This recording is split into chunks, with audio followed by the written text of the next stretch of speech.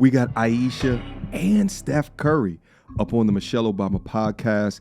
I want to be able to understand, does her demeanor change when Steph is actually in the room and when they're talking about relationships? I feel like this is something that gets misconstrued. Okay.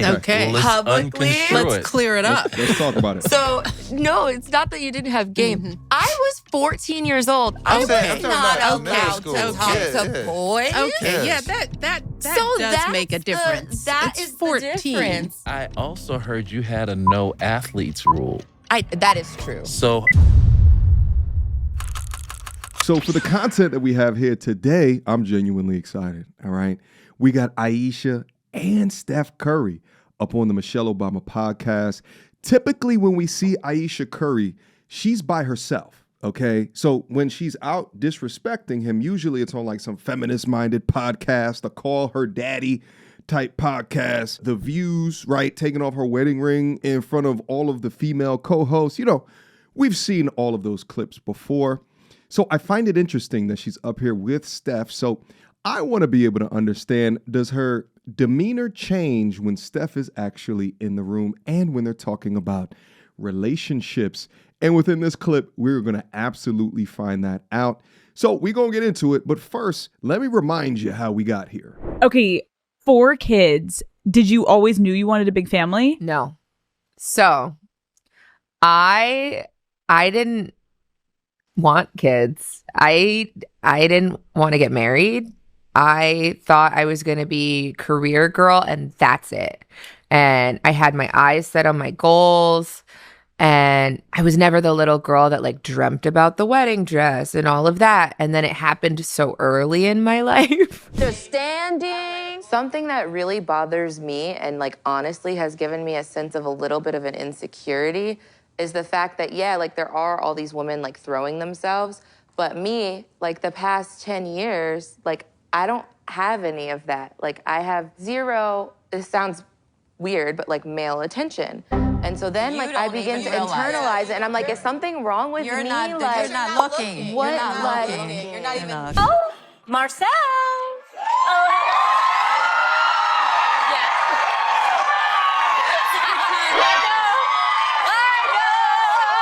Now let's all watch together Ayesha address the disrespect within these clips together. So sit back, relax, and let's get active. Without further ado. It's kind of in the same circle of Friendly. friends, but all our conversations in high school were about either church or what are you going on Wednesday or Canadian candy. It was like talk about sweet tooth stuff. So it was no rap, no. I don't know if I didn't have any game or if she was nervous or like vice versa. And like neither one of us really kind of, it was just, you know. I feel like this is something that gets misconstrued. Okay. Well, publicly. Let's clear it up. Let's talk about it. So, no, it's not that you didn't have game. Mm-hmm. I was 14 years old. I was not allowed to talk to boys. Okay, yeah, that does make a difference. That is 14. The difference. Yeah, no one putting you, So but did I think you were cute? Absolutely. Mm-hmm. But did you, I also heard you had a no athletes rule. That is true. So tell me about that. A very disrespectful comment also on my part. It's so okay. Honestly, okay. Thank you. No, yes, that's really nice. Very rude. Why is that disrespectful? Of all of the things that she said about Steph and done about him and besmirched his name, for that to be the line. But it's the line because Steph is there. Pay attention. Very textbook. Maybe misconceptions. Like kind of frame like movie plots. And ideas I of wonder why. athletes. Stereotype. The jock Yeah, stereotype. Okay. I was a theater nerd, so I think I was protecting my peace and just, I don't know, the teacher, it was an activity one day in class and she said, write down what you would look for. And it was in capital letters. Like, God is funny. It was in capital letters. And my parents found it way down the road. I want to say like maybe 8 years ago in an old box. And they were like, ha, ha, look at this. And I'm like, oh, wow. It's embarrassing. But yeah, I don't know. It was just an activity in class that she had us do. But I definitely did say that. And I think I did think that too. Because I remember our first he calls it a date. It was definitely that. He calls it a date. I worked. I worked hard. No, I was in LA. I came out here. in my sophomore year in college. I came out here, and I knew she had moved out here to pursue acting. So I hit her up when I was on my way. It was me and my dad coming out, and I actually ditched my dad. We were supposed to go to this party, have or this dinner and this party. But I told him, hey, I'm gonna hang out with Ayesha. You cool hanging out here? I thought I was gonna be gone 2 hours and come back, and it was in the rest of the night. She picked me up in the Astro van she had out here, and we rolled around Hollywood, all the touristy stuff you could do in LA. So, Stephen, were you always thinking about 100%? 100%. Really? We didn't really talk that much when I went to college. Right. Back in the day, the Facebook message type thing. Were you shy? Oh, for sure. For sure. Would you say that, Ayesha? Did he? He didn't come across. I'm shy. And I'm an introvert. He didn't come across that way at all. What was he like? Was he Mr. Talking, charisma, yeah, he walking talked around? a lot, super competent, very charismatic, very knowledgeable. About what? Just a cool any everything. Something to say about any subject matter. Oh, he was opinionated. He could hold. Michelle with the low-key man disrespect is standard at this junction.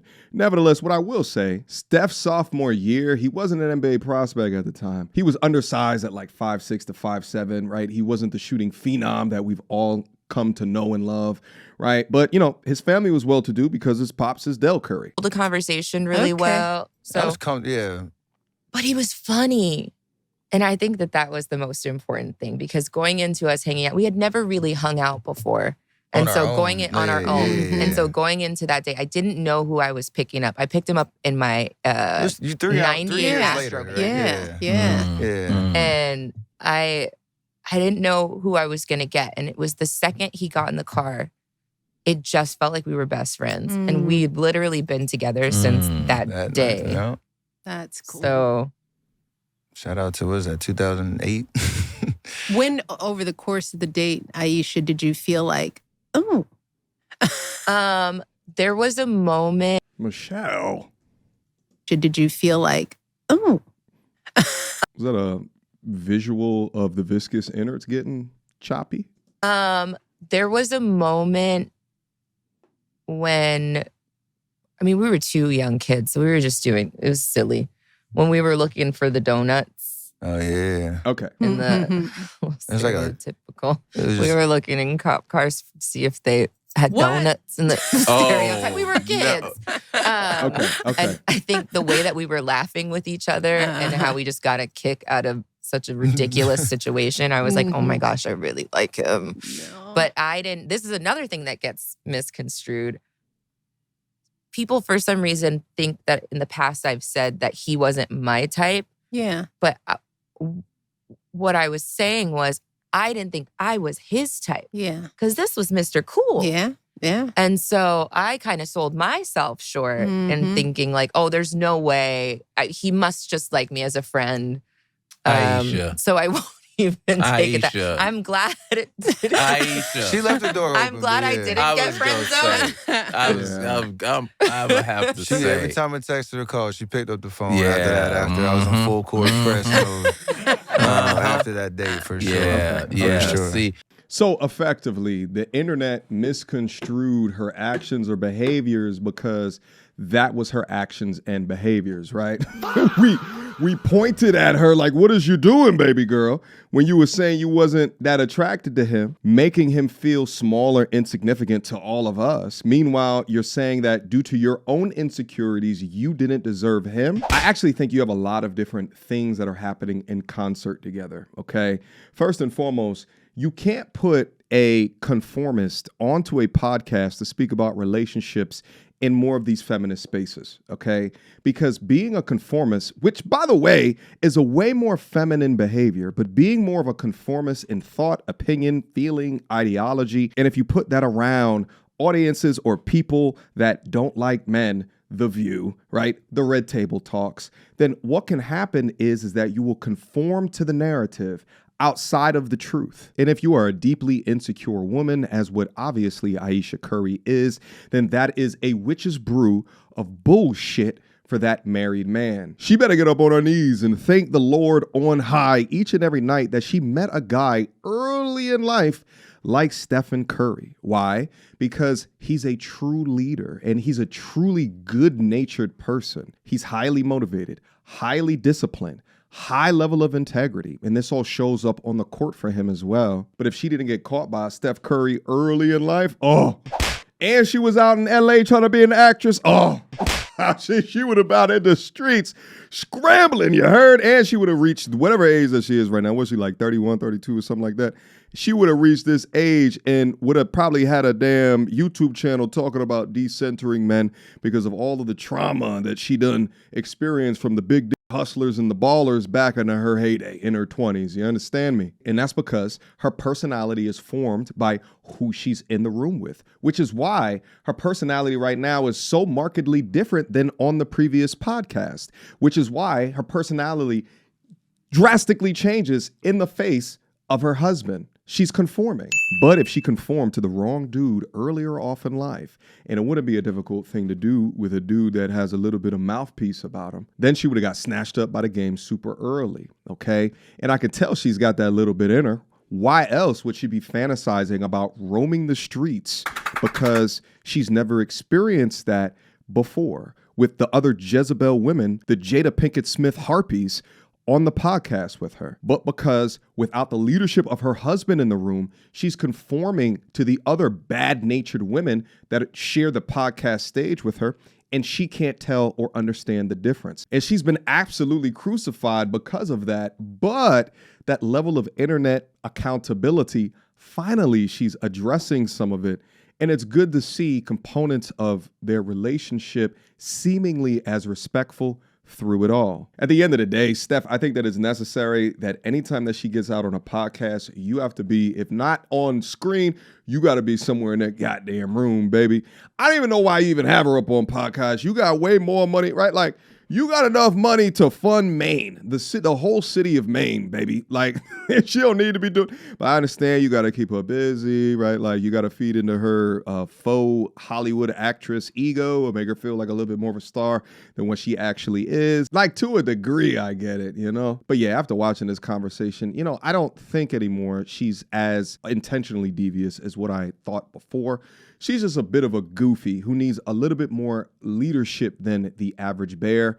Because if not, she's going to conform in a room where a man comes out shirtless and she starts to remove her damn ring. As I think more about this conversation as well as this analysis, I begin to consider and think through, you know, your starting five, that you will only be as good and as dope as those that are within your space. And although the masculine baseline is a little bit more competitive in nature, so as men, we go through a lot more trials and tribulations before we really establish friend groups, right? And I'm not talking acquaintance groups. I think it's really easy for men to be acquaintances, probably easier than women to be acquaintances with each other.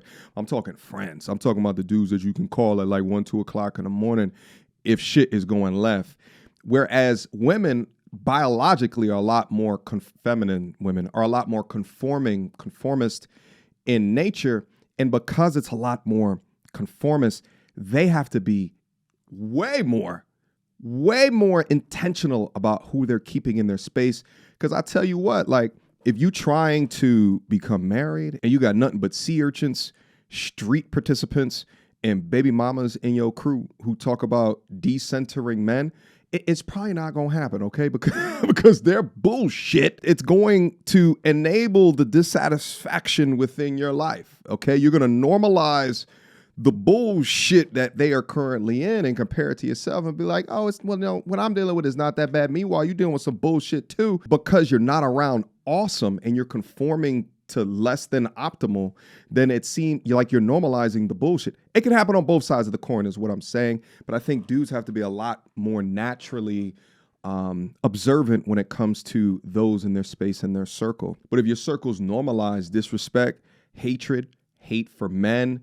dissatisfaction for your husband, right? Like, it's going to leak into your normal way of speaking, thinking, acting, and feeling. So you need to be selective about the circles and the ideologies that you let in, because not everything labeled empowering is going to lead to stability, to family, to long-term respect.